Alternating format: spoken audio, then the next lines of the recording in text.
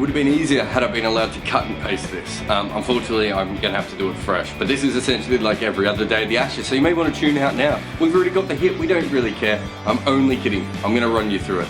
Australia were in the first innings and their top order collapsed. You've seen that before.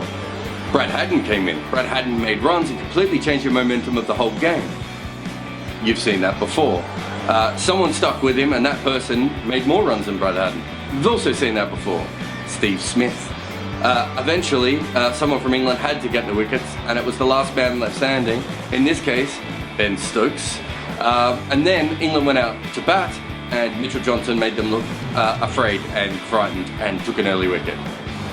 You know, it's not exactly unlike any other Ashes day you've seen. I mean, you know, maybe we've just got to the point where no one wants to come up with a new narrative, but Brad Haddin didn't even top score today, but by far was the story that he saved Australia yet again.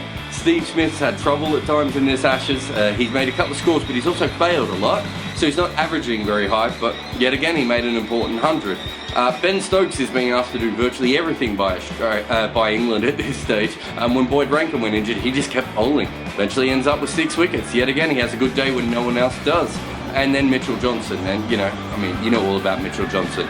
No, you know, England won the toss, they bowled. Australia was 5 from 97.